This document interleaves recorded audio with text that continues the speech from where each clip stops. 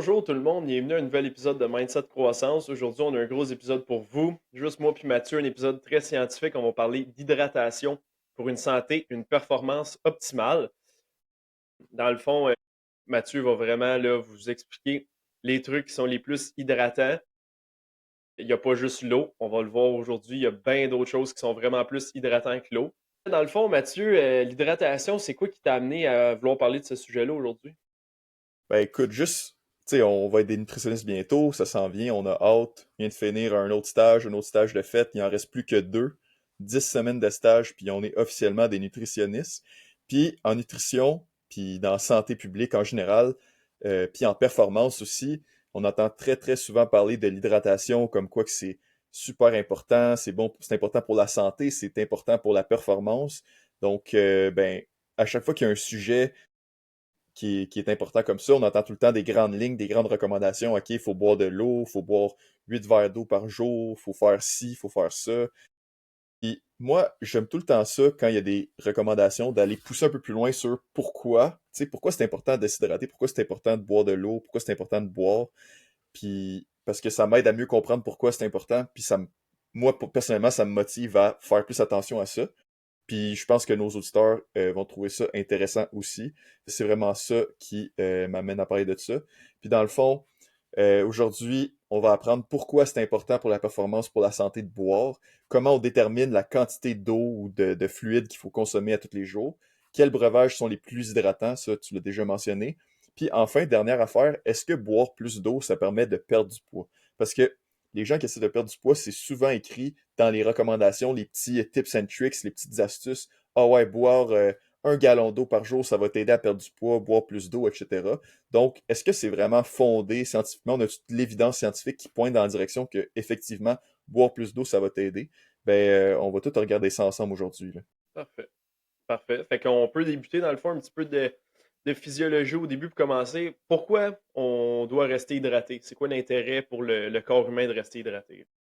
Ben écoute, d'abord, ça je pense que tout le monde le sait un peu, mais ça vaut la peine de le mentionner. Faut s'hydrater parce que si on devient déshydraté à l'extrême, eh bien, on meurt, hein. On a besoin d'eau pour survivre. Ça, c'est la base de la base. Tu sais, notre corps il est fait à 50, 60, 70% d'eau, dépendamment de notre composition corporelle, dépendamment de notre sexe, dépendamment de un enfant, un adulte, etc. Donc, super important d'avoir de l'eau qui rentre dans le système parce qu'à tous les jours, on en perd via l'urine, via la sueur donc, et autres. Fait que si ça sort, il faut Mhm. que ça rentre si on veut se maintenir. Donc, ça, c'est l'essentiel. Mhm. Mais aussi, c'est pertinent de rester bien hydraté au niveau de la santé plus à long terme, parce que le fait d'être déshydraté, tu sais, modérément, là, mais modéré, c'est quand même très déshydraté, de façon chronique, ben, ça peut affecter plusieurs systèmes au niveau de la santé. Là. Dans le fond, notre corps, quand il est déshydraté de façon modérée, il a de la misère à réguler sa pression artérielle. Donc, c'est pas idéal là, pour notre santé cardiovasculaire à long terme. Également, notre foie puis nos reins, ils ont plus de misère à fonctionner adéquatement quand on est déshydraté. Donc, ça pourrait être une bonne idée de faire un effort de rester bien hydraté le plus possible. Puis également, là, ceux qui sont à risque de faire des pierres aux reins, c'est toujours recommandé de boire plus d'eau là, pour éviter que ça se produise. Là. Toujours toutes des bonnes raisons de rester hydraté parce que si vous avez déjà vécu une pierre aux reins ou connaissez quelqu'un qui a eu ça, c'est vraiment pas le fun, c'est vraiment douloureux. Donc, oui, l'hydratation au niveau de la santé, c'est sûr que c'est pertinent. Quand on regarde, même au niveau d'une déshydratation qui est légère, là, on parle de environ 2%, ben, on va voir que notre performance athlétique va être diminuée. Donc, si j'arrive pour aller m'entraîner au gym, puis toute la journée, j'ai pas vraiment bu d'eau, pas beaucoup, puis là, j'arrive pour m'entraîner, puis je suis déjà déshydraté en partant, ben, c'est sûr que ma performance par rapport à si j'avais été hydraté de façon appropriée, ben, elle va être beaucoup moins bonne. Donc, si je suis un athlète, que je m'entraîne, je fais un sport, etc., puis je veux bien performer, ben, c'est sûr que ça va être pertinent de s'hydrater avant. Puis aussi, lorsqu'on va faire un travail physique, puis ça inclut, tu sais, mettons, un travailleur de la construction qui travaille physique, ça inclut aussi quelqu'un qui fait un sport, ben, on va avoir plus de douleur, puis l'effort qu'on va percevoir pendant qu'on va travailler va être plus grand. Donc, pour réaliser la même tâche, euh, ça va être plus difficile ou on va percevoir ça comme étant plus d'effort que si on était hydraté de façon appropriée. Ouais, 100%. Là, tu sais, Pour ceux qui ont déjà travaillé fort pendant l'été, là, au gros soleil, honnêtement, là, tu peux te rendre à des étourdissements. Tout est vraiment plus lourd, tout est vraiment plus difficile. On se sent vraiment pesant là, l'été quand on est vraiment déshydraté. Fait que non, c'est vraiment important. Puis dans le sport, je pense, si on arrive, on n'est pas bien hydraté au départ, si on fait des sports qui ont vraiment une grosse dépense, euh, on sue beaucoup, pis tout ça, là, ben, je pense qu'on n'est juste jamais capable de rattraper vraiment ça. Fait que si on est en déficit d'eau au début, ben, on rattrapera juste pas pendant notre game de hockey ou pendant notre game de football ou whatever. Fait que c'est vraiment important d'arriver bien hydraté avant même que le match commence, puis pas attendre pendant que la game soit commencée pour justement boire de l'eau, boire du Gatorade, whatever. Puis j'avais une question pour toi, Mathieu. Tu parlais de pression artérielle. Est-ce que ça l'affecterait à la hausse ou à la baisse, la pression? Je sais pas si tu avais lu là-dessus. Techniquement, ça serait à la... Si t'es plus déshydraté, ça va être plus à la baisse, parce que La t'as baisse. moins de volume d'eau, genre, en dedans de toi. Mais en même temps, je pense que c'est juste, vu que t'as moins de volume, ton corps, il a de la misère à réguler comme faut. Fait que tu peux faire, genre, des épisodes de haute puis de basse, Il y tu aurait sais, plus de à force d'être... variabilité, en fait. Ouais, c'est ça. Fait que c'est pas bon à long terme, là, dans le fond, d'être toujours en état de déshydratation chronique, là. Fait qu'on Parfait. peut passer, mettons, les gens qui vivent dans des milieux plus défavorisés, qui n'ont pas accès à, mettons, à la climatisation, puis qui vivent dans des climats super chauds, puis que l'accès à l'eau n'est pas facile non plus, ben c'est sûr que ces gens-là, à long terme, ça pourrait être quelque chose qui les affecte plus. Ou, mettons, on pourrait penser à un travailleur de la construction qui va passer beaucoup d'années de sa vie à travailler dehors à la canicule, mais s'il prend pas soin de son hydratation à travers, tu sais, sa carrière, ben ça se peut que à la longue, ça allait affecter un peu sa santé à long terme, tu sais. Ça va devenir un enjeu de santé publique de plus en plus important dans les années à venir. Là. Ça l'est déjà, en fait, là, étant donné qu'on est dans une période de réchauffement planétaire. Là. Fait que, tu sais, il y a de plus en plus d'épisodes de canicule un peu partout sur la planète, même ici au Québec. L'été, on a de plus en plus de journées au-dessus de 30 degrés pendant l'été. Fait que c'est d'autant plus important dans ces journées-là d'être bien hydraté. Ça m'amène à la prochaine question, Mathieu. Comment on fait pour déterminer ses besoins en liquide? Là? Comment on sait? Là? Ben, dans le fond, pour la plupart des gens, on va avoir besoin de consommer entre 3 et 5 litres par jour. Et là, 3 et 5 litres par jour, c'est l'eau, les fluides, mais ça inclut pas juste, dans le fond, l'eau que tu bois, mais tu sais, tous les breuvages, puis toute l'eau aussi qui provient des aliments qu'on consomme. Tout ça ensemble va contribuer à ce 3 à 5 litres d'eau-là. Fait que si je dis que tu as besoin de 5 litres d'eau par jour, ça veut pas dire qu'il faut que tu cales 5 bouteilles de 1 litre d'eau pour arriver à ton 5 litres. Là. Tu sais, tu vas manger de la nourriture qui va contenir de l'eau c'est à travers la journée et tout ça. Mais cette quantité-là qu'on a de besoin, ça va dépendre de ben des facteurs, là. Dans le fond, des facteurs inter-individus comme notre âge, notre sexe, notre poids, notre composition corporelle. Si on a plus de masse maigre versus plus de masse adipeuse, ça va influencer ça. Aussi, notre niveau d'activité physique. Quand on a parlé, les gens qui font de l'activité physique, qui vont se réchauffer, ils vont suer plus, donc ils auront besoin de plus d'eau. Également, la température, l'environnement, le climat, tout ça, ça va influencer. S'il fait plus chaud, puis j'ai besoin de suer pour maintenir ma température corporelle, bien sûr que je vais devoir boire plus d'eau pour compenser. Donc, il y a vraiment beaucoup de choses qui peuvent influencer là-dessus. Fait que c'est vraiment difficile de dire pour une personne, OK, toi, là, faut vraiment que tu boives 4 litres d'eau à tous les jours. C'est exactement ça que tu as besoin tout le temps, à tous les moments de l'année. Tu sais, parce que, en tout cas, si on regarde ici au Québec, la température, ça va varier à travers l'année. Hein, tu sais, l'été, il fait super chaud, tu as des moments de canicule. L'hiver, il fait super froid. Fait que, tu sais, ça va dépendre. Tu sais, est-ce que l'été, tu as une climatisation chez toi ou non? Tu passes-tu plus de temps dehors ou non? Tu sais, tout ça, ça va varier tu sais, à travers l'année, puis ça va varier aussi de jour en jour. Tu sais, aujourd'hui, j'ai passé plus de temps dedans, j'ai été moins actif. Est-ce que j'ai besoin de boire 8 litres d'eau? Non. Mais si j'ai passé la journée à travailler dehors, puis à être actif, puis il faisait chaud, j'ai sué beaucoup, c'est sûr que je vais avoir besoin de plus d'eau. Fait que c'est dur de se dire, OK, il faut vraiment que je boive cette quantité d'eau-là à tous les jours. Il existe, ouais. Dire, là, il existe des formules justement là, pour calculer ça sur Internet. Mais moi, dans le fond, mon hypothèse, ça serait que la meilleure façon de le déterminer, ça serait notre couleur de l'urine, dans le fond. Là. Mhm. Ça serait la meilleure façon de savoir si on est bien hydraté ou pas. Là. Parce que tu sais, tu peux faire une équation qui va tout calculer à peu près combien d'eau tu as besoin de boire, mais c'est que ça va tellement varier de jour en jour, de mois en mois. Tu sais, dépendamment qu'est-ce que tu as fait aujourd'hui, dépendamment il fait combien dehors, dépendamment, tu sais. Fait qu'il y a tellement de facteurs que, tu sais, oui, tu peux essayer de te dire, OK, il faut que je boive à peu près cette quantité d'eau-là. Mettons, je sais pas, moi, je fais la calcul, puis là, ça me dit 4 litres. Bon, ben, OK, aujourd'hui, il a fait plus froid, j'étais plus en dedans, j'étais moins actif, peut-être que je bois un peu moins que ça. Puis, mettons, un autre jour, j'étais full actif, faisait chaud, je bois plus que ça. Mais encore là, est-ce que ça vaut vraiment la peine de comme le calculer puis tout ça? Parce que de toute façon, il va aussi avoir de l'eau qui va provenir des aliments qu'on mange. Puis ça va être super difficile à calculer. OK, là, j'ai mangé une patate au four, là, j'ai mangé une sandwich, là, j'ai mangé une salade. Tu sais, il y a combien d'eau là-dedans que j'ai pris puis que j'ai absorbé qui a contribué à mon hydratation? C'est vraiment difficile de le déterminer. Puis on mange pas la même chose à tous les jours, ou en tout cas, ça dépend. Il y a des gens qui sont très disciplinés, tu sais, qui formulent un plan, puis ils font exactement ça tous les jours. La plupart des gens, c'est pas ça. Fait que se fier à ça, je pense pas que c'est la meilleure idée. Mais comme tu l'as mentionné, William, la couleur de l'urine, c'est vraiment un outil super intéressant pour essayer de déterminer est-ce qu'on est bien hydraté. Tu sais, c'est probablement la meilleure méthode qu'on a pour déterminer notre niveau d'hydratation. Puis qu'est-ce qu'on recherche dans le fond, ça va être une couleur de l'urine qui va être un jaune pâle, un peu comme une limonade. Donc, on veut pas que ça soit, tu sais, comme de l'eau transparente, parce que ça voudrait probablement dire que tu vas aux toilettes aux 20 minutes parce que tu bois énormément d'eau, ce qui, rendu là, sert un peu à rien, à part te taper ses nerfs parce que tu essaies de te concentrer sur ton travail d'école, puis tu es obligé de te lever aux 10 minutes pour aller à la salle de bain. Fait que pas idéal. Mais si c'est comme un petit peu jaune, tu sais, ça me donne un indice que, OK, je suis bien hydraté, fait que probablement que je vais pouvoir être à mon meilleur pour performer, que ce soit cognitivement ou au niveau physique. Puis après ça, tu sais, il y a plusieurs degrés, là, ça peut aller un petit peu plus jaune, un petit peu plus jaune, jusque même, tu sais, orange quasiment, là, si t'es vraiment, vraiment déshydraté, là. Donc, tu sais, si t'es pas tout à fait jaune clair, tu sais, un petit peu plus jaune, ça peut être correct aussi.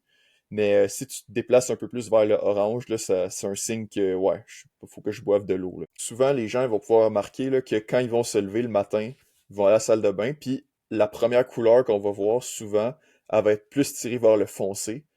Puis tu sais, c'est tout à fait normal là, parce que dans le fond, on a passé la nuit à dormir, on n'a pas bu depuis plusieurs heures. Fait que c'est normal que le matin, on soit un petit peu plus déshydraté.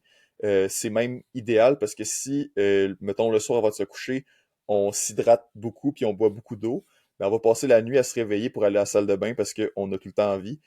Que c'est tout à fait normal que le matin, on soit un peu plus déshydraté. Fait que ça peut peut-être nous donner un indice que le matin, ce serait une bonne idée de prioriser notre hydratation dans le fond, là. Le matin, en se levant, on prend un petit verre d'eau, met du Element dedans. Sponsored, yes sir. Non, non, non. On met pas ça, On en ok. reviendra, on en reviendra après ça sur le Element ou tu sais, Ouais, ouais, les autres breuvages avec les des formulations électrolytes. d'électrolytes qui coûtent trop cher, là, ouais. Tu sais, est-ce que c'est nécessaire? Dans quel contexte ça peut être intéressant? Est-ce que tout le monde devrait se lever et prendre de l'eau avec du sel le matin en se levant? Peut-être Ben, du pas. sel, peut-être pas, mais moi, je pense du sel rose de l'Himalaya, vraiment, là. C'est bon. Dans le fond, là, pour ceux qui font des sports d'endurance maintenant, là, on fait une petite transition vers ça, là. Il y a une méthode pour calculer l'évolution de notre poids corporel, dans le fond, là, évaluer la déshydratation avec l'évolution de notre poids. Peux-tu nous expliquer ça un peu, là, rapidement? Ouais, dans le fond, c'est une méthode un petit peu plus poussée, là, tu sais, pour les gens qui essaient de déterminer, les gens qui font des gros sports d'endurance qui durent, tu sais, plusieurs heures, tu sais, souvent, là, tu sais, mettons un marathonien ou quelqu'un qui fait du gros vélo, dans le fond, qui veut essayer de déterminer, tu sais, dans une certaine température, mettons, parce que c'est sûr que ça va varier selon la température, un certain niveau d'effort, tu sais, c'est combien d'eau que je vais perdre, ou tu sais, combien d'eau que je vais avoir besoin après mon effort de prendre pour me réhydrater convenablement. Donc, dans le fond, l'idée, c'est de se peser tout nu avant de faire l'effort. Fait que là, on va avoir un poids de départ. Puis après ça, quand on a fini notre sport, on enlève notre linge qui est plein de sueur. On essaie de s'essuyer le plus possible parce que notre peau va être mouillée. Puis là, on se repèse après. Puis si on fait la différence entre les deux poids, ça nous donne un peu la quantité d'eau qu'on a perdue pendant le sport. Bon, bien sûr, il faut prendre en compte si j'ai bu de l'eau pendant ce sport-là, après ça, tu viens l'ajouter à l'eau qui a été perdue. Si j'ai mangé quelque chose entre-temps, tu sais, toutes les choses qui ont pu rentrer, ben c'est sûr que ça va influencer ce calcul-là. Mais dans le fond, l'idée, c'est juste d'avoir une approximation de combien d'eau j'ai perdu. Mettons, j'ai été faire du vélo pendant 2 heures au gros soleil, j'ai mis un certain effort. Tu sais, j'ai perdu tant de pourcentage de mon poids, mais on sait qu'un certain pourcentage de déshydratation, ça va influencer ma performance. Donc, la prochaine fois, qu'est-ce que je peux faire pour prévenir ça? Est-ce que je prends des breuvages plus hydratants avant? Est-ce que pendant, je bois quelque chose de différent? Je bois plus, je bois moins? Puis ensuite, après l'effort, moi, je veux me réhydrater pour euh, pouvoir récupérer adéquatement, permettre à mon corps de récupérer. Donc, combien d'eau faudrait que je boive pour réhydrater comme faut après? Ben, y a-tu une idée, un ordre général un peu de combien on devrait boire après un effort d'endurance?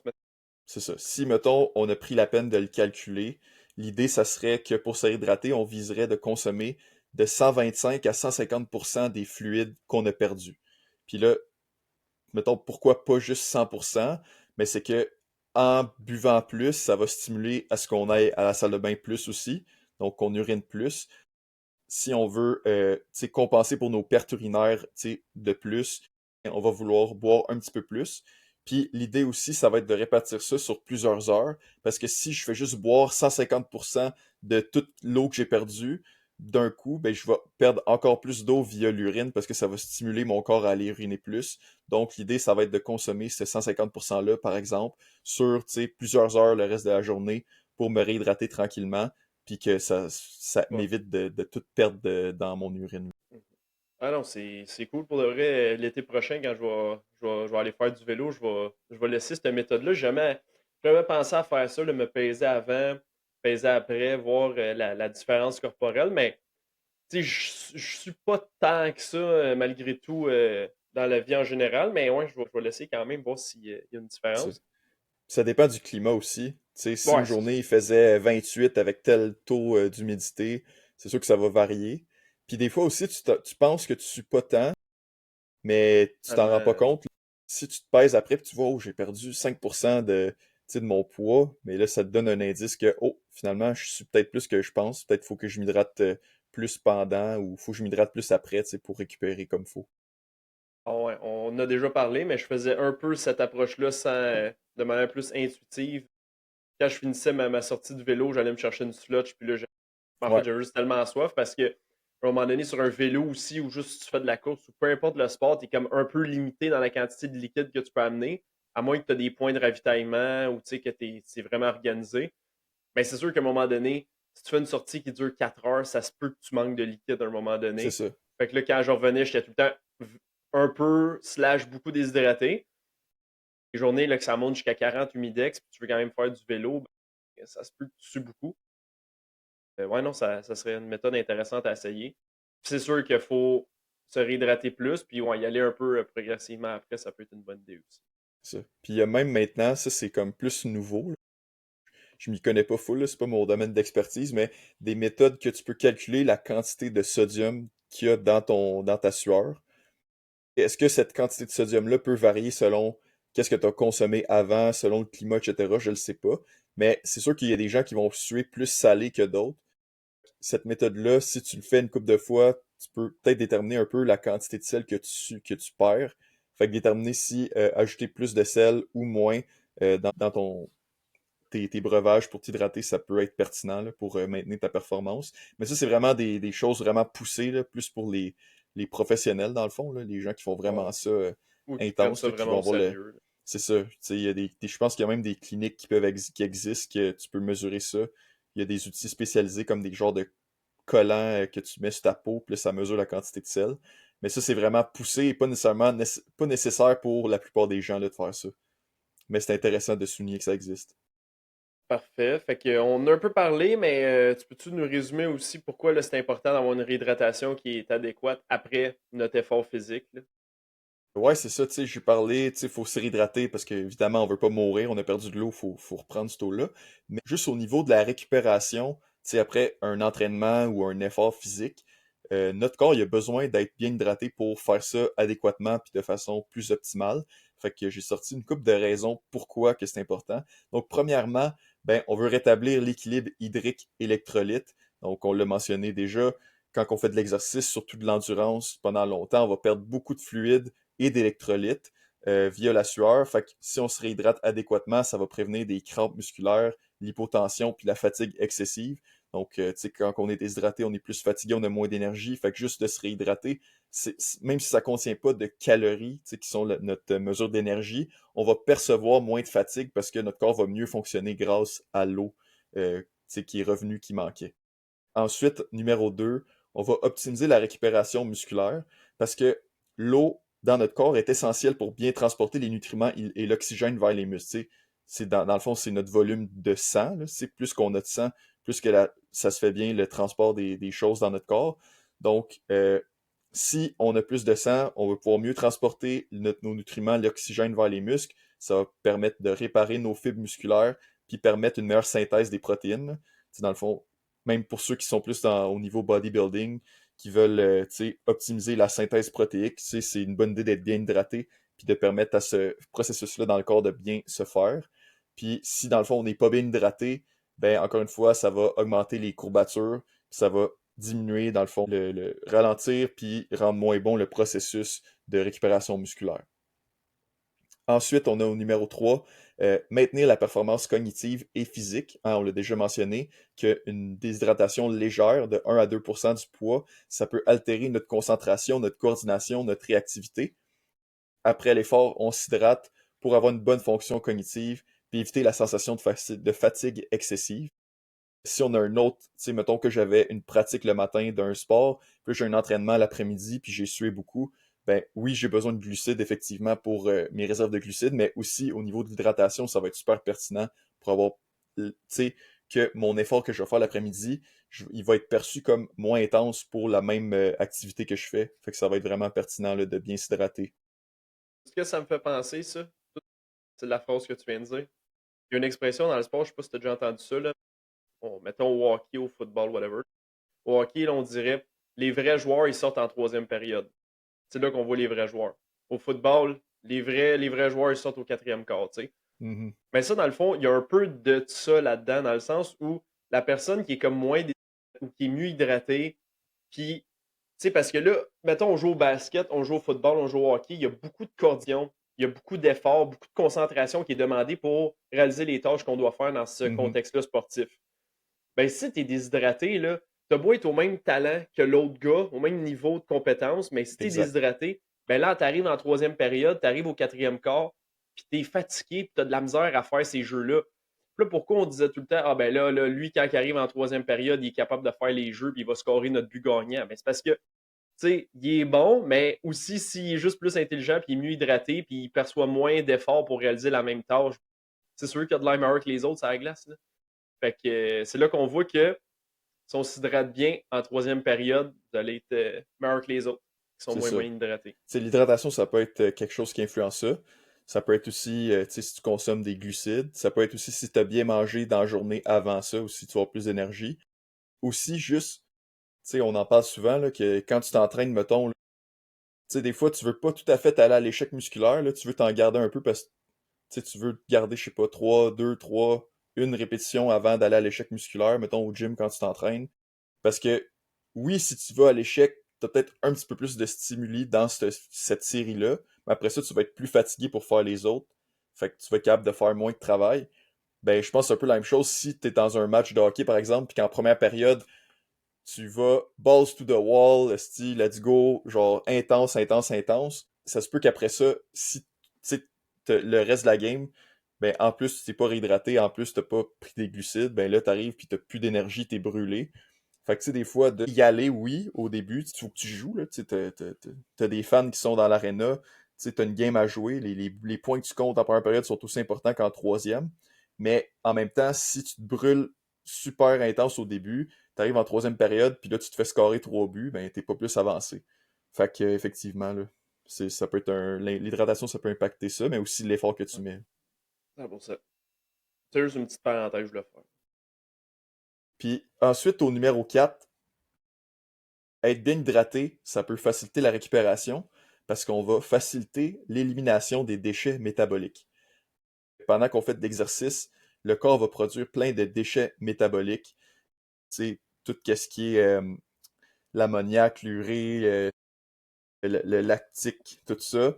Donc, l'eau, ça va aider les reins puis le foie à filtrer et à éliminer, puis ça va accélérer la récupération parce qu'on va éliminer, dans le fond, les déchets là, qui sont dans notre sang puis dans nos cellules là, qui aident pas à la récupération nécessairement.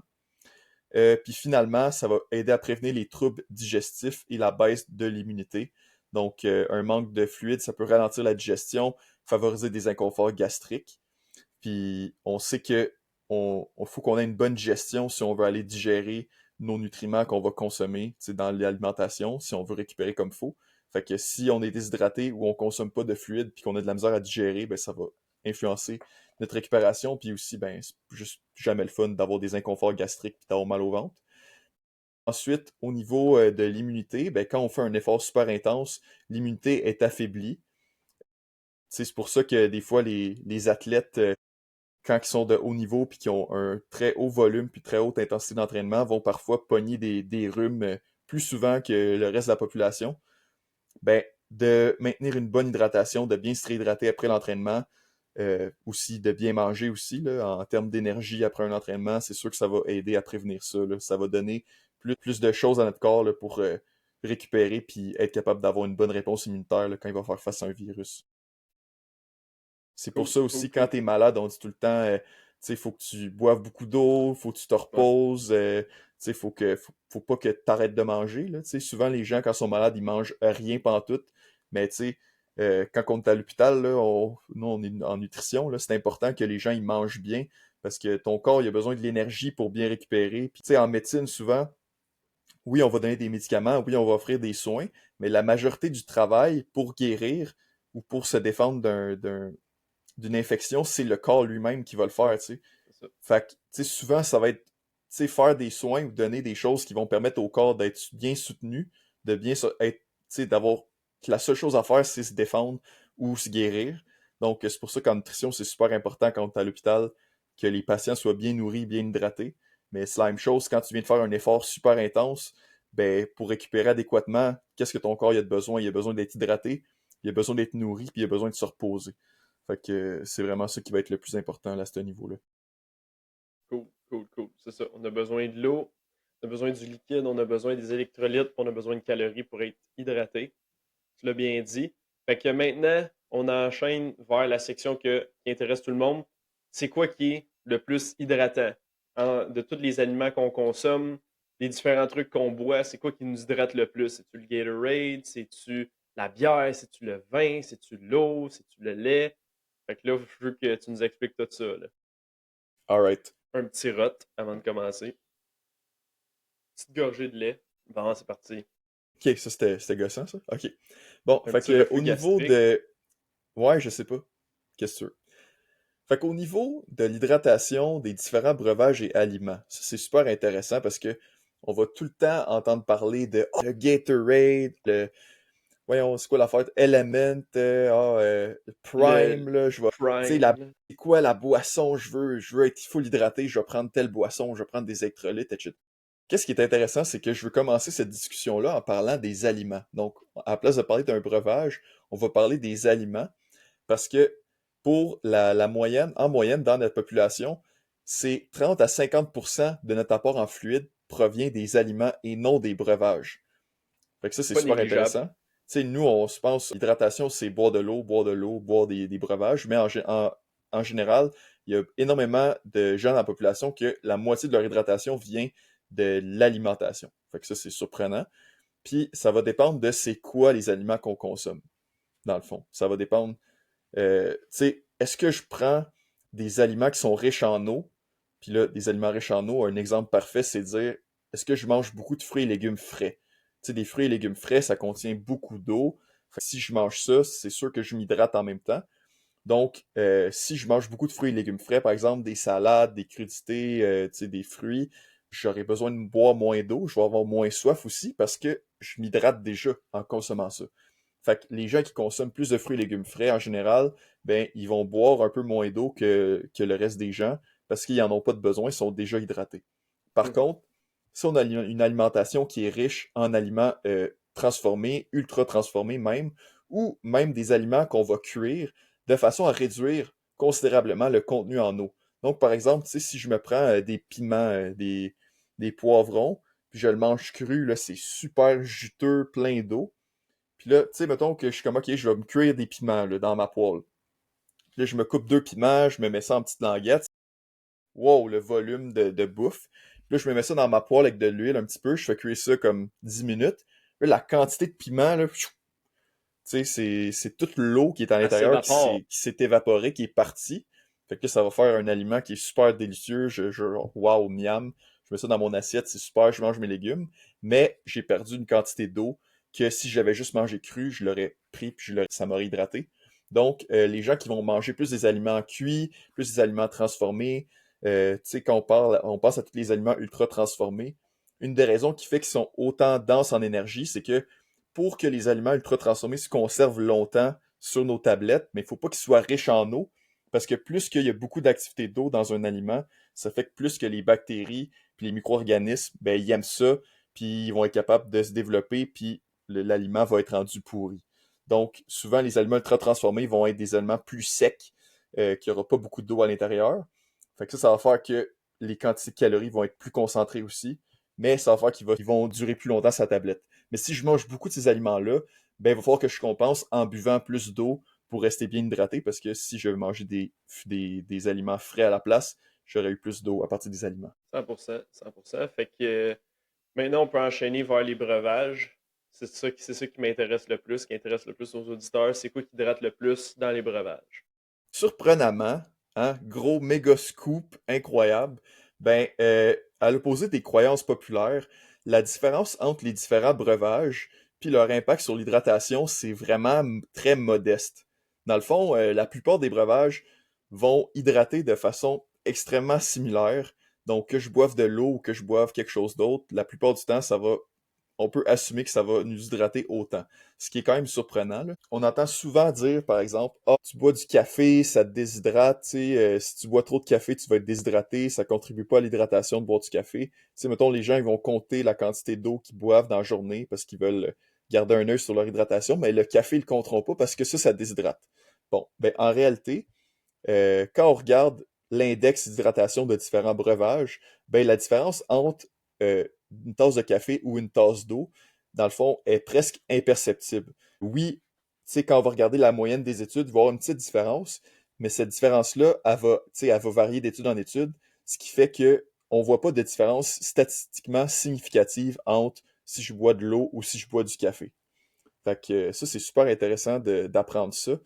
Puis c'est la même chose quand on regarde la bière même. Ça va sûrement surprendre beaucoup de gens parce qu'on sait que la bière, ça contient de l'alcool. On entend souvent dire l'alcool, tu sais, ça a un effet diurétique, ça va me déshydrater si je bois beaucoup d'alcool.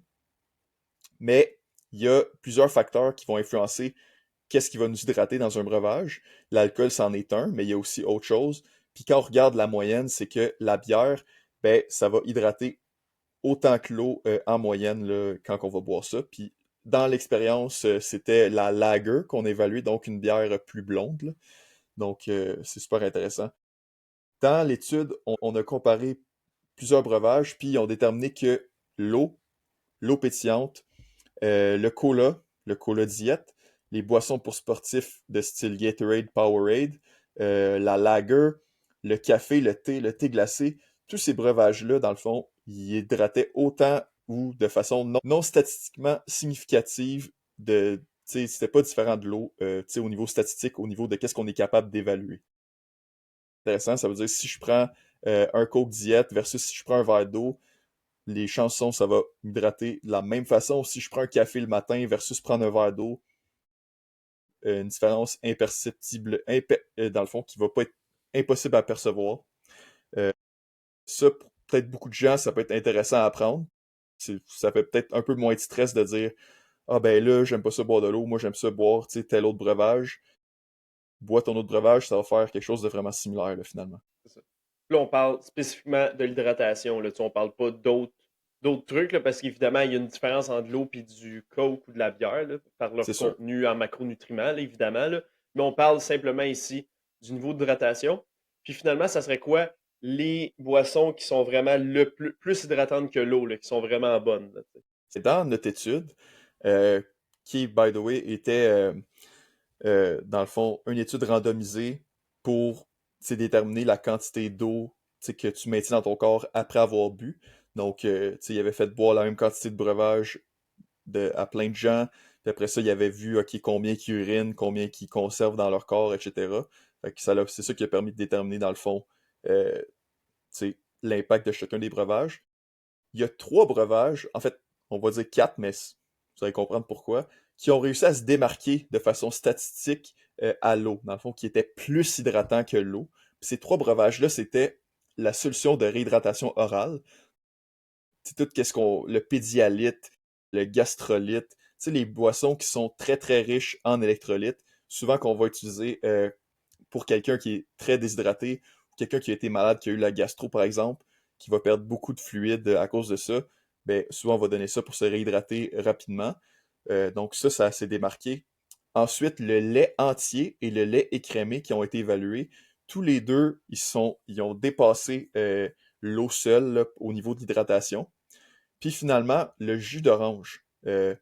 La différence était un petit peu plus modeste en comparaison avec le lait et la solution de réhydratation, mais on a quand même déterminé une petite différence positive là, par rapport à l'eau. Incroyable. Moi, honnêtement, j'ai mon verre de lait depuis le début du podcast. Je bois ça, je suis heureux. J'attendais ce punch-là. Là, tu l'as dit, le lait, meilleure boisson de réhydratation. Mais dans le fond, je ne sais pas si tu vas enchaîner là-dessus tout de suite. Là. Au montage, moi, je vais m'arranger pour qu'on mette ce graphique-là là, qui présente les différentes l'index d'hydratation, dans le fond. Là. Ça serait vraiment intéressant pour nos auditeurs. Puis on va faire un post Instagram là-dessus, c'est sûr. Là. Ouais, 100%. Mais je sais pas si tu vas enchaîner pour expliquer un petit peu. Là, tu as expliqué la solution de réhydratation, c'est parce qu'il y a beaucoup d'électrolytes. Mais pourquoi le lait spécifiquement? Est-ce que le lait contient aussi beaucoup d'électrolytes? C'est quoi qui fait que le lait et le jus d'orange sont autant hydratants? Là? Mais dans le fond, on a plusieurs facteurs qui vont faire en sorte qu'un breuvage va être plus hydratant ou pas. Bien sûr, la quantité de fluide qu'il va contenir. Fait que, tu sais, mettons, l'eau, tu sais, si je prends une tasse d'eau versus une demi-tasse d'eau, bon, ma tasse d'eau va plus m'hydrater parce que c'est plus de fluide. Mais ensuite, on a des facteurs comme la quantité d'électrolytes à l'intérieur. Donc, dans les breuvages qui sont comparés, il y a plusieurs breuvages qui contiennent des électrolytes, mais il y en a qui en contiennent un peu plus que d'autres. Puis ceux qui en contiennent le plus, on pense notamment à la solution orale de réhydratation qui est très très riche en sodium, puis au lait, puis au jus d'orange, que eux sont riches en potassium, ben, on a observé que ça a fait une différence. La boisson pour sportifs, souvent, elle aussi va contenir des électrolytes, mais pas autant que la boisson de réhydratation orale. Ça nous montre que tu sais, ça prend quand même une certaine quantité d'électrolytes pour que ça ait un impact.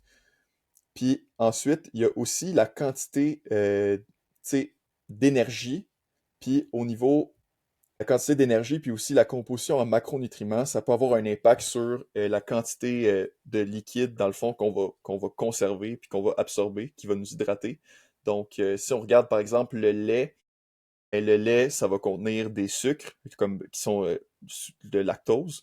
Fait que ça va contribuer à l'hydratation. On sait que les glucides, ça contribue à l'hydratation parce que ça facilite l'entrée de l'eau dans nos cellules.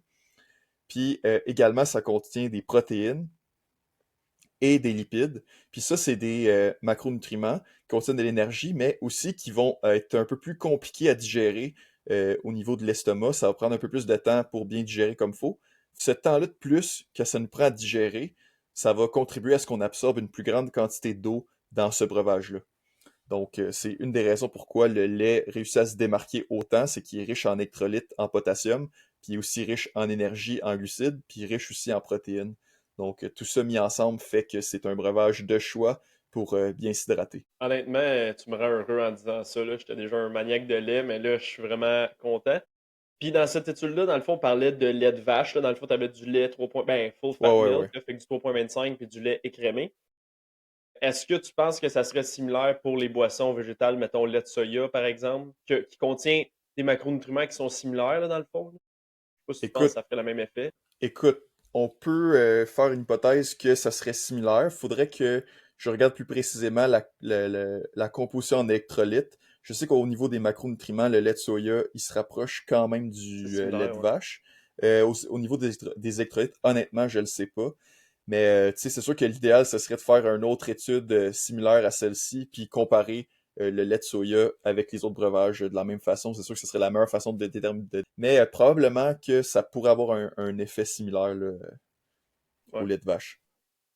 Fait que dans le fond, si on résume, ce qui fait une formule gagnante une boisson soit hydratante, c'est la quantité de liquide. Après ça, le contenu en électrolytes. Là, y avait-tu des électrolytes en particulier qui étaient intéressants? Potassium, sodium, est-ce qu'il y en C'est avait souvent d'autres? potassium puis sodium qui étaient mentionnés, puis Principalement. dans cette étude-là qu'on a déterminé comme quoi c'était le plus important.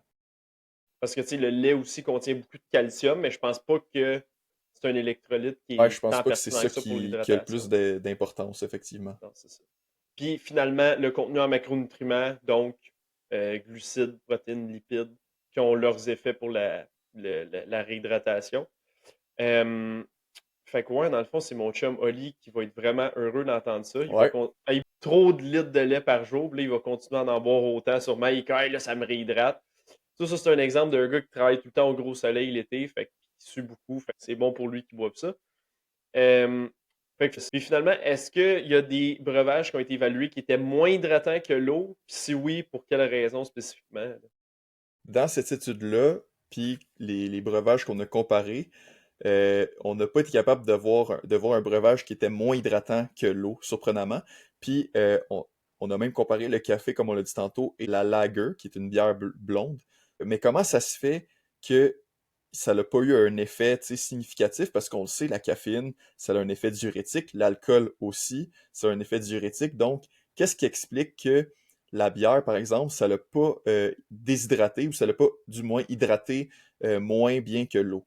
Bon, ben, là, ici, c'était pas une étude qui a été capable de démontrer tous les mécanismes là, en détail. Là. C'était plus comparaison directe entre les breuvages. Mais plusieurs hypothèses suite à ce qu'on a appris peuvent nous aider à déterminer pourquoi. Mais dans le fond, la bière, ça contient des glucides, hein, ça contient de l'énergie. Donc, les glucides, eux, contribuent à l'hydratation. Je pense que ça contient du sel aussi, la bière, là, si je ne m'abuse, un petit peu Pas un petit d'électrolytes. peu, ça en prend pour que ça fasse de la bière, en effet. Là. Ça contient un petit peu d'électrolytes aussi, et ça contient beaucoup de fluide. Puis on se rend compte, si on compare la bière à peut-être d'autres breuvages alcoolisés, que la bière, ça contient, tu sais, quand même pas tant d'alcool que ça. On parle de 4% environ, des fois un peu plus, là, dépendamment de la sorte. Donc, oui, l'alcool, effectivement, va avoir un effet diurétique. Mais ensuite, il faut qu'on regarde le breuvage dans son ensemble, qu'est-ce qu'il contient. Mais il contient aussi des glucides, de l'énergie, contient un peu d'électrolytes, puis contient beaucoup de fluide, là. C'est pas que de l'alcool, c'est majoritairement de l'eau. Donc, tout ça mis ensemble fait que probablement ça va avoir un effet similaire à l'eau, parce que les deux éléments vont les deux, il y a plus que deux, mais tous les éléments ensemble vont compenser. Puis même chose avec le café, tu sais, le café, oui, ça contient de la caféine, oui, ça a un effet diurétique, mais généralement, ça contient aussi beaucoup d'eau. Donc, la caféine va pas avoir un effet assez fort pour diminuer la quantité d'eau qu'on va conserver, donc qui vont contribuer à notre hydratation. Puis aussi, on peut penser que la plupart des gens consomment pas leur café noir, hein. Ils vont rajouter du sucre dedans, ils vont rajouter du lait ou de la crème ou d'autres types de breuvages à l'intérieur. Là, ça peut nous faire penser que si on rajoute de l'énergie sous forme de sucre, on rajoute un petit peu de protéines, un petit peu de gras, ça peut avoir, puis même des électrolytes dans le lait, ça va avoir un effet encore plus positif pour compenser avec la caféine. Donc, ça va contribuer à notre hydratation. En tout cas, je sais pas si le café, ça a un effet diurétique, mais je sais que, te connaissant, le café, ça a un effet laxatif. Yes, sir. All right. Ouais, hey, il m'a dit. Ben ouais, moi aussi, ça fait ça, là, mais il y en a que c'est plus intense que d'autres, l'effet laxatif du café, on va se le dire. Ah ouais, c'est sûr, c'est sûr. Il y en a que ça rentre au poste. Bon, fait que Mais là, maintenant, là, on sait que la solution de réhydratation, on sait que le lait, c'est bon, ça nous hydrate plus. Fait que dans quel moment qu'il faudrait prioriser ça, là, ces breuvages-là, dans le fond? dans quel moment tu veux prioriser ça? Ouais. Ben, dans un Genre, à quel contexte moment dans sportif. ma vie, là, c'est important que j'aille prendre des breuvages, là, qui vont me réhydrater, là?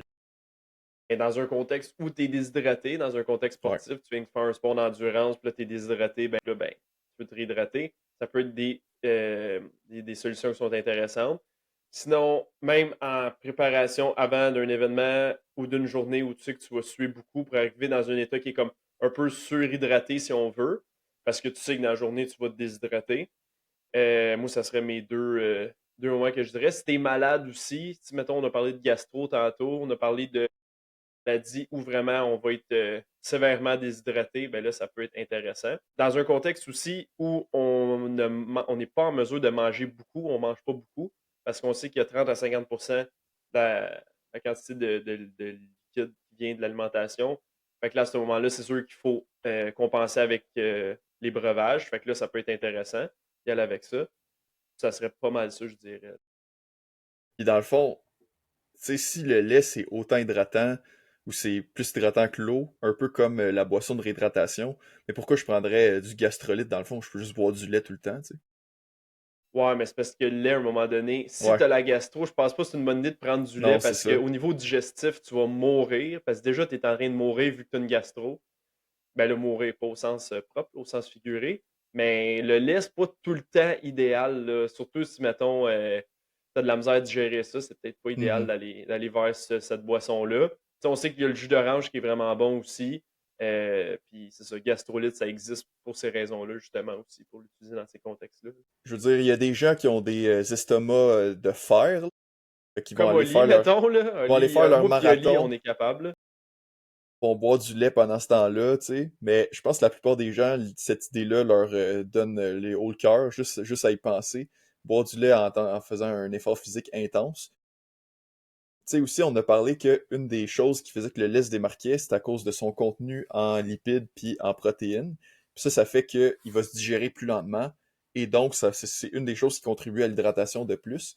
Quand on regarde la solution de réhydratation, tu sais, oui, elle va contenir un petit peu de glucides, là. Tu sais, souvent, il va y avoir un petit 4 grammes de glucides par portion, là, ou un peu plus, un peu moins, dépendamment. Mais c'est beaucoup, beaucoup en raison des électrolytes que ça va nous aider à s'hydrater puis à conserver cette eau-là dans notre corps. Donc, c'est pas, ça va pas rester longtemps dans le système digestif, on va l'absorber plus vite.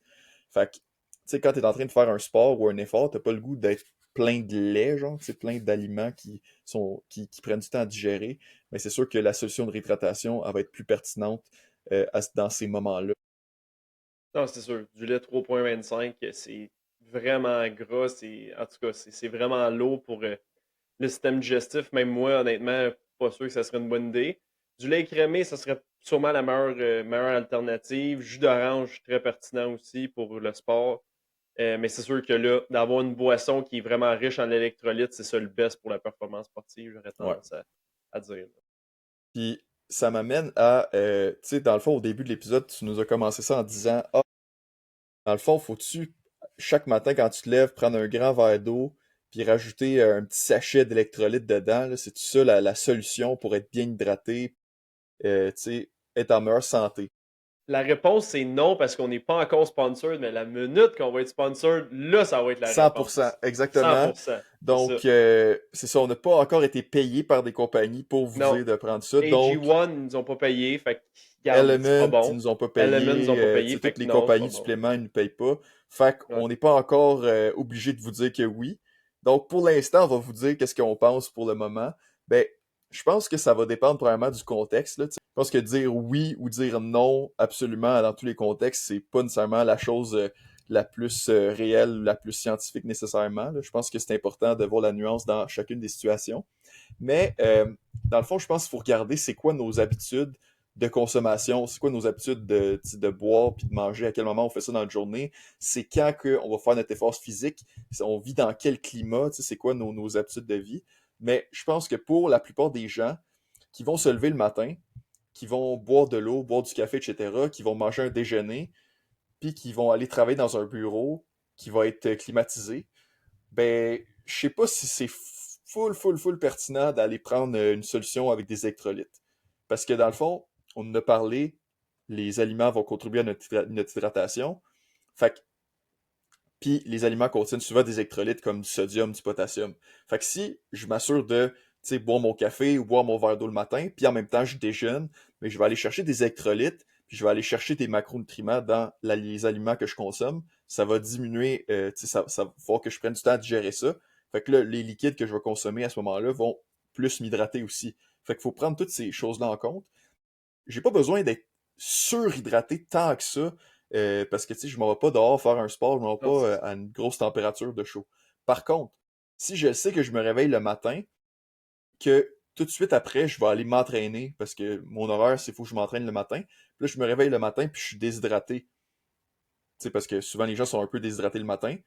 puis, tu sais, j'ai pas le temps de manger avant d'aller m'entraîner, je vais m'entraîner tout de suite. Et là, peut-être que ça vaudrait la peine de prendre un sachet d'hydratation, de prendre un Pédialyte pour, tu sais, m'hydrater rapidement puis performer à mon meilleur quand je vais faire mon entraînement, tu sais. Puis, est-ce que, dans le fond, je me réveille le matin, puis je m'en vais travailler sa construction, puis c'est une canicule.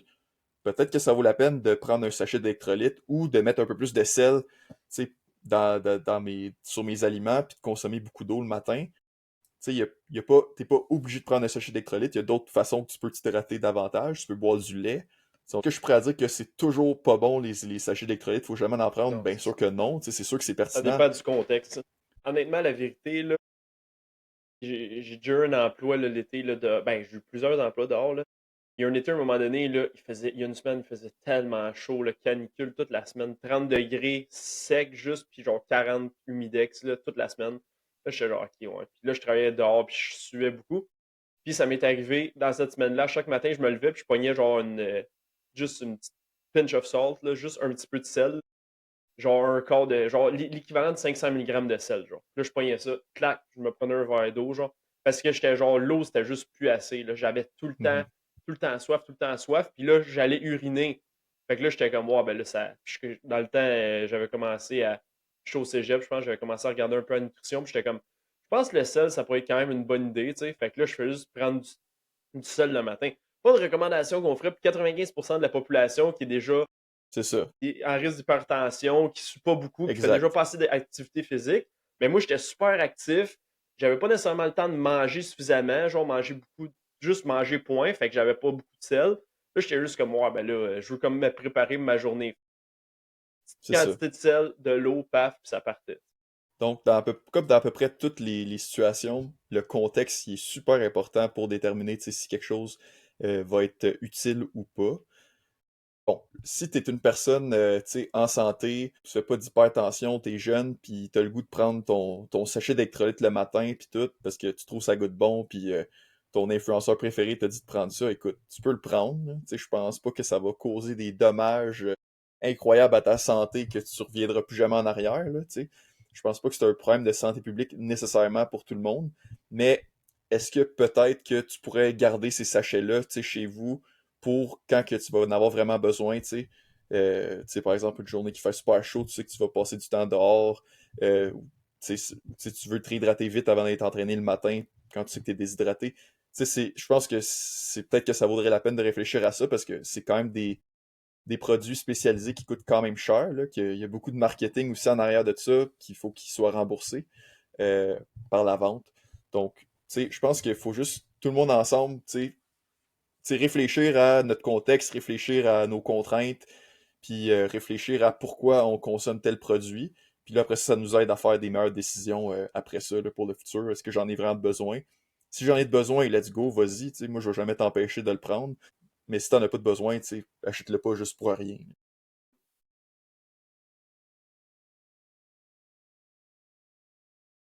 Let's go.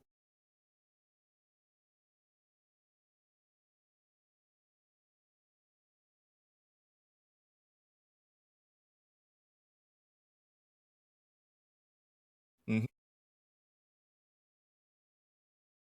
Mais c'est pas Eric Trexler qui a fait l'étude, mais il a fait une évaluation de l'étude, dans le fond. OK. Il est allé la lire, il est allé ressortir les points importants, il est allé comparer ça avec qu'est-ce qu'on savait déjà Ouais, c'est dans ça. d'autres études dans le reste de l'évidence scientifique. Il fait tout le temps une super bonne job, Monsieur Trexler. Vous allez OK. commencer sûrement à l'entendre plus souvent son nom là, sur le podcast, là, mais on va aller voir qu'est-ce qui est sorti là, pour cette question-là. Pourquoi, pourquoi on dit ça en général de boire de l'eau si on veut perdre du poids? Pourquoi c'est une stratégie? Là? On entend souvent dire ça, c'est important, boire plus d'eau quand on fait une perte de poids, etc. Mais on a-tu de l'évidence scientifique en arrière de ça qui nous montre que ça l'aide? Y a-tu des raisons? Ben, on a plusieurs hypothèses là, qui sont souvent énumérées là, quand on a cette recommandation-là. On va dire, dans le fond, ça réduit l'appétit parce que ça remplit l'estomac. OK, intéressant. Ou aussi, on va dire, ça réduit notre apport calorique parce que on va être moins confus entre j'ai faim ou j'ai soif. Fait que dans le fond, il y a des gens qui pourraient dire, ah ben, j'ai faim, mais dans le fond, pourrait te faire répondre, ah, mais t'as peut-être pas faim, t'as juste soif parce que t'es pas bien hydraté. Puis là, tu bois de l'eau, puis ah, finalement, c'est vrai, j'ai plus tant faim parce que je suis hydraté. Bon. hypothèse, intéressant.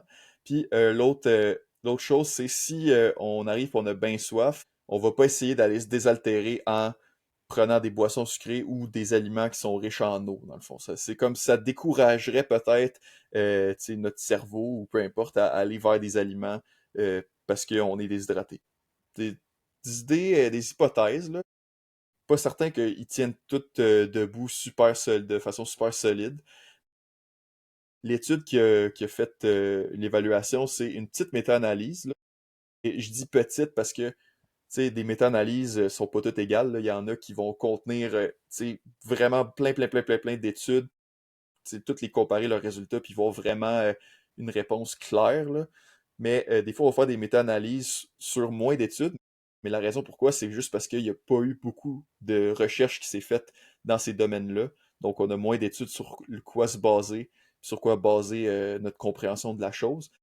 Mais c'est quand même une méta-analyse qui compare quelques études ensemble, donc ça peut être intéressant d'y jeter un coup d'œil puis d'essayer de comprendre un peu plus qu'est-ce qui se passe. Petite méta-analyse sur les effets de l'apport en eau sur les mesures d'adiposité dans des études randomisées contrôlées. Donc, c'est randomisé contrôlé, si les gens ne savent pas ce que ça veut dire, c'est qu'on a deux groupes, puis tu as été mis dans un groupe de façon aléatoire, tu n'as pas décidé, puis tout est contrôlé entre les deux pour que ça soit le plus similaire possible entre les deux situations, entre les groupes, pour voir s'il y a vraiment une différence entre bois plus d'eau, bois moins d'eau.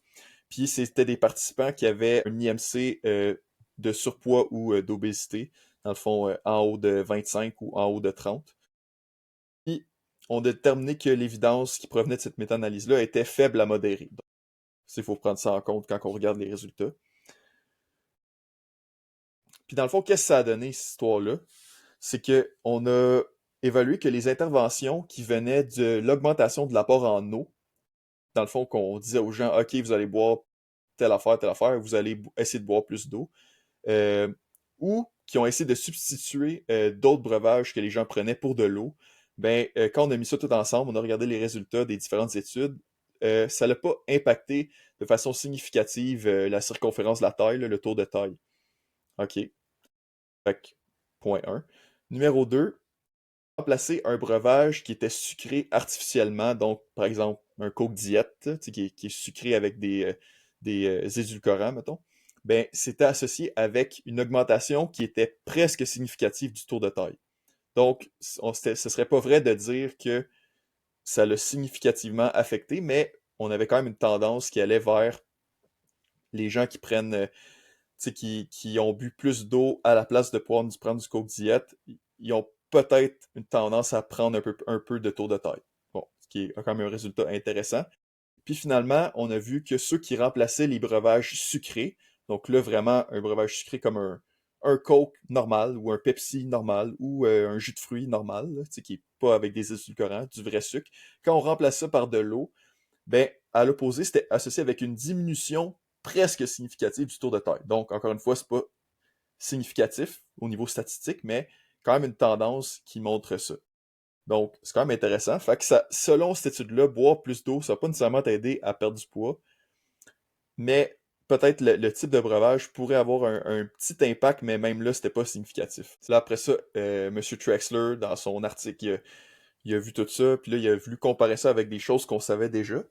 Dans le fond, on avait un article auparavant de McKay et Al qui a montré que les gens qui sont mieux hydratés, ça va réduire leur perception de faim et d'un meilleur goût dans les aliments. Dans le fond, le food liking qu'il appelait. Donc, mettons la même personne, si elle est hydratée, si elle est déshydratée, les deux personnes, tu leur donnes le même aliment, ben la personne qui est déshydratée, l'aliment va goûter meilleur. Donc, on pourrait dire que si l'aliment goûte meilleur, ben, il va avoir tendance à vouloir en consommer davantage. C'est souvent ce qu'on observe. Fait OK, ça c'était quand même un point intéressant. Par contre, le niveau d'hydratation, on n'a pas vu que ça permettait de réduire l'apport énergétique. Fait que, bon, on observe des petits mécanismes, des petites observations, mais ça semble pas avoir un effet hyper important au niveau de l'apport énergétique, donc au niveau de la perte de poids ou du gain de poids. Fait que, on pourrait dire que peut-être quelqu'un qui est en perte de poids, fait qui est en déficit calorique, mais peut-être que s'il est mieux hydraté, ça va être un peu plus plaisant comme expérience. il va avoir moins faim, tu sais, il va être moins déshydraté. On a vu l'hydratation, c'est important pour la fatigue, que c'est important aussi, tu sais, pour plusieurs choses. D'autres études, c'est ça, qui nous montrent que quand on est déshydraté, on est de moins bonne humeur, on est plus fatigué, on est moins vigilant, tu sais, moins concentré. Quand on est déshydraté de façon légère, modérée, ce qu'on a vu au début aussi pour les gens qui font du sport. Tu sais, si j'arrive dans mon entraînement puis je suis déshydraté, tout est plus difficile, tout est plus compliqué. Fait que, tu sais, un déficit calorique, c'est déjà difficile. Fait que si t'es déshydraté en plus, c'est pas idéal. Mais ça va pas nécessairement affecter ta perte de poids, mais ça va affecter, tu sais, ton bien-être pendant ce temps-là, c'est sûr. Puis ensuite, tu avais parlé un peu des breuvages avec des sucres artificiels dedans, comme les édulcorants. Euh, Là, tu peux-tu nous, on peut-tu se faire une tête là-dessus? Parce que là, c'était pas tant clair comment tu l'as expliqué tantôt, là. En fait, il y avait des C'est contradictions un ça. peu, là. Dans cette étude, dans ces études-là qui avaient comparé, c'était comme, ah, peut-être une tendance vers boire du Coke Diet, ça fait perdre plus de poids que juste boire de l'eau. Puis Ouais, peut-être une tendance que c'est ça. boire de l'eau à la place de boisson sucrée, ça permettait de perdre du poids. Fait que, mais c'était pas vraiment Il y coulé dans avait le rien de béton, là. clair. C'était pas un effet qui était super gros non plus, donc c'est vraiment, tu sais, mineur. Mais dans le fond, il y a beaucoup de gens qui vont dire, ah, boire du Coke diète ou boire des boissons diète, ben dans le fond, c'est pas bon pour la perte de poids parce que ça va mener à l'augmentation de la recherche d'aliments au goût sucré. Parce que dans le fond, la théorie, l'hypothèse, c'est que je bois du Coke diète, ça goûte sucré, fait que là, je maintiens mon appréciation du goût sucré, puis là, je vais aller le rechercher ailleurs parce que j'aime le goût du sucré. Fait que c'est une hypothèse, mais il n'y a pas vraiment d'évidence scientifique qui soutient cette hypothèse-là d'aucune façon, parce que dans la plupart des études où est-ce qu'on compare les gens qui boivent des boissons diètes ou qui boivent des boissons sucrées, souvent les gens qui vont prendre des boissons diètes vont perdre du poids ou vont pas prendre de poids parce que, bien évidemment, ne contiennent pas de calories. Mais une hypothèse qui fait plus de sens en ce moment, c'est que peut-être que les boissons diètes permettent de satisfaire au contraire le goût pour les aliments sucrés. Ce qui fait que, justement, vu qu'on a pris notre boisson diète, ça goûtait sucré, ben, on a eu notre goût sucré qu'on cherchait, puis là, ben, on va aller moins vers d'autres aliments sucrés après ça parce que on a déjà satisfait cette demande-là qu'on avait, là, ce goût-là. Donc, ça pourrait peut-être contribuer, dans le fond, à aider pour la perte de poids. Puis, quand on regarde, mettons, la comparaison entre l'eau et la boisson diète, tu sais, on voit que c'est pas une différence significative, c'est pas une différence énorme, mais il y a une certaine tendance. Puis peut-être que cette tendance-là pourrait être expliquée par, ben, j'ai bu une boisson diète, c'était sucré, fait que ça me tente moins de prendre un dessert sucré parce que j'ai déjà eu ce goût-là. J'ai pas besoin de prendre un autre affaire sucrée, tu sais. Je vais peut-être avoir plus de facilité à, tu sais, rester sur mon plan là, que je m'étais dit là, de réduire mes calories dans le fond. Là. Mhm. Puis, je sais pas si tu as déjà essayé ça, d'entretenir le goût sucré. Mais mettons là, que j'avais à manger 3000 calories dans ma journée, puis tu me dis, il faut juste que tu manges de la tarte aux pommes, c'est impossible que je finisse ma journée. Genre, un moment donné, je t'écœuré. Mhm, Je pense pour tout le monde, c'est un peu ça, là. Mettons, tu tripes ces pickles, là. Ben, après 4 pickles, t'es écœuré de manger des pickles, là. Ce mhm, goût-là, il est satisfait, t'es écœuré. Et moi, l'affaire, ça entretient un goût sucré. Mais tu prends un Coke Diet, t'as satisfait ton goût. Au pire, t'en prends deux. Genre, tu sais, c'est un argument qui est très boiteux depuis mhm. longtemps, moi, je trouve, mais qui est encore répété dans les cercles de nutrition souvent. Puis, en tout cas, moi, ça m'a jamais convaincu personnellement. Là, je connais pas grand monde qui sont capables de constamment manger de quoi de salé. Puis là, plus je veux plus de sel, je veux plus de genre. Tu sais, on a fait un épisode là, qu'on expliquait que le sucre, c'était pas une addiction dans le sens propre, là. Mais je pense que ça. Tu sais, je pense pas nécessairement que c'est fou comme argument. Tu sais, genre, tu sais, c'est sûr que si t'es habitué à manger bien des desserts tout le temps, tu vas avoir cette envie-là de prendre de quoi tu sucrer un peu plus. Ça, je suis quand même capable de le voir, tandis que si tu les élimines complètement, après un moment, ben, tu sais, tu recherches un peu moins ça. Fait que ça, je le comprends. Je suis d'accord avec toi que dans le moment présent, moi personnellement, ça m'arrive de prendre des boissons diète, puis mettons qu'avec mon repas, je prends une boisson diète. Après le repas, j'ai pas nécessairement, j'ai souvent moins le goût de prendre un dessert. justement parce que je viens de boire quelque chose qui était sucré. Fait que là, encore de quoi de sucré, ça me tente comme moins à cause de ça. Ça, c'est mon expérience à moi personnelle, là. Ça veut pas dire que tout le monde, c'est la même chose. Mais pour moi, c'est définitivement, je vois cet effet-là. Mais là, après ça, est-ce que à cause que je prends une boisson diète, ça va faire que, je sais pas, le lendemain, je vais avoir le goût de quoi de sucré parce que je suis habitué d'avoir Ouais. toujours de quoi de sucré? Peut-être. Mais encore une fois, si je décide de prendre la boisson diète, elle contient pas de calories, donc à ce Ouais. niveau-là, ça n'aura pas d'effet. Puis si je prends un dessert sucré, mais que je reste dans ma consommation usuelle de calories, ben ça n'aura pas d'impact non plus vraiment sur la santé en général. Donc, je pense que c'est important de comprendre ces concepts-là, de comprendre un peu comment les choses fonctionnent. Puis ça va nous aider à prendre des décisions là, qui vont nous guider sur qu'est-ce qu'on recherche Mais là, finalement. Là. ça reste que c'est une hypothèse qui est quand même fallacieuse dans le sens où tu l'entends jamais pour les fruits, genre. Tu sais, C'est une ça, personne exact. qui dislaque ses fruits parce que là, tu entretiens le goût. Tu sais, genre, tu manges une pomme, là, après ça, Chris, asti, tarte au sucre, let's go, asti, on tombe Ouais, là-dedans. On n'entend jamais cet non, argument-là pour les. exactement. Fait que pourquoi on l'entend pour le Coke Diet, je ne comprends pas, personnellement. En tout cas, je trouve ça vraiment boiteux de A à Z, cet argument-là, mais regarde, ça, c'est mon biais personnel. C'est sûr. Puis, tu sais, je suis quand même d'accord aussi parce que je disais, ok, c'est quoi, prends plus de sucre, plus de desserts sucrés, plus d'aliments ultra transformés sucrés, plus de boissons sucrées. Mais mettons, je vais quand même manger des fruits parce que c'est bon pour la santé, tu sais. Fait que je maintiens quand même mon goût sucré d'une certaine façon. Encore une fois, est-ce qu'on parle du goût sucré ou on parle de l'aliment ultra transformé qui a du sucre, du gras, puis C'est tu sais, ça. tout ça ensemble, c'est des affaires complètement différentes. Mais souvent, quand on va entendre les gens parler de sucre puis de goût sucré, on va faire un amalgame de toutes ces choses-là ensemble. Puis ça va être difficile d'avoir une conversation nuancée là-dessus. Tu sais. L'amalgame il est très fort entre aliments ultra transformés puis le sucre, là, parce qu'on même dans le Journal de Montréal, on voit ça souvent. Là. Mhm. On repartira pas là-dessus, on en a déjà parlé. Ouais. Fait que moi te laisser finir ton histoire. Là. Mais tu sais, pour terminer avec les boissons diète, dans le fond, là, l'OMS, ils ont fait une grosse publication, là, je sais plus si c'était en 2022 ou en 2023, puis là, ils disaient, on recommande pas que les gens consomment des boissons diète dans le but de perte de poids, etc. Puis tu sais, eux, ils basent ça sur, on a des études épidémiologiques à long terme qui montrent que ceux qui buvaient plus de boissons diète, dans le fond, ben, il y avait plus de problèmes de santé chronique à long terme. C'est juste que le problème avec ces études-là, c'est qu'ils permettent pas d'établir, tu sais, est-ce que c'est la cause ou c'est la conséquence, tu sais. Est-ce que la boisson diète, c'est la cause de maladie chronique ou c'est parce que c'est des gens qui déjà avaient pas des bonnes habitudes de vie, qui déjà avaient de l'obésité, qui déjà avaient, tu sais, du diabète, puis là décidaient, bon, ben, je vais prendre la boisson diète parce qu'elle contient pas de sucre, tu sais. Puis là, après ça, on associe ça ensemble, puis on dit, maladie chronique, mais tu sais, c'est-tu la boisson diète ou c'est la personne qui avait plein d'autres choses qui allaient influencer sa santé, puis elle a pris la décision de dire, je vais prendre la diète, tu sais. Fait que ces études-là permettent pas de faire la différence avec ça.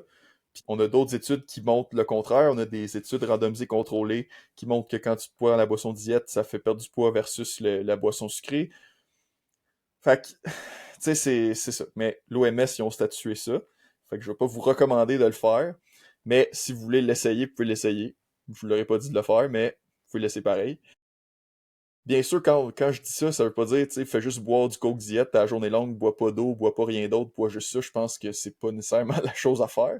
Mais si de temps en temps tu veux une boisson sucrée parce que t'aimes ça, parce que tu sais, ça te manque, puis tu veux pas affecter ta consommation de sucre ou de calories, ben écoute, vas-y avec ton Coke diète, là, puis rien de perdu, rien de gagné selon moi, là. Fait que, On a vu que ça hydratait de manière similaire à l'eau. Là. Fait que si c'est pas exactement, moins ou plus hydratant, c'est ex aequo. Fait que exactement. c'est ça. Tu peux enchaîner avec la conclusion.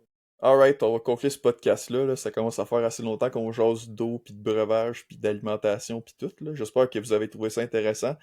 Mais si on revient à la conclusion, qu'est-ce qu'on peut retirer de cet épisode-là au final?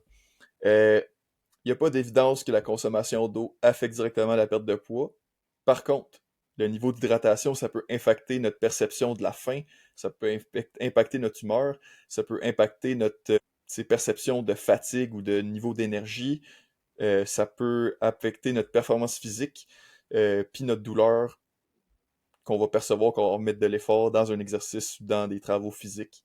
Donc, quand on prend tout ça en compte, ça va être important pour performer physiquement, cognitivement, augmenter notre bien-être. C'est sûr, ça va être important d'être bien hydraté pour notre santé à long terme. Ça va être important d'être bien hydraté. Donc, comment qu'on fait ça? On porte attention à notre niveau d'hydratation durant la journée. On a parlé, la couleur de l'urine, c'est un super bon outil. Tu vas à la salle de bain, tu veux ça, jeter un coup d'œil, ok, je suis dans le jaune clair, je suis dans le jaune foncé, je suis dans l'orange. Puis tu peux t'ajuster, bon, il faut que je boive un peu plus d'eau. Ok, mais ce que je bois en ce moment, ça va bien, je continue à la même fréquence d'hydratation que j'avais, ça va bien. Ensuite, on veut prioriser notre apport en fluide le matin, parce que souvent le matin, on va se réveiller, on va à la salle de bain, notre urine va être plus foncée, parce qu'on est déshydraté, on n'a pas bu d'eau pendant la nuit. Fait que le matin, ça va être important de bien s'hydrater. Comme ça, on peut ramener nos niveaux d'hydratation à l'optimal. Fait que si on va aller faire un sport ou si on s'en va performer cognitivement, on va être meilleur parce qu'on va être bien hydraté.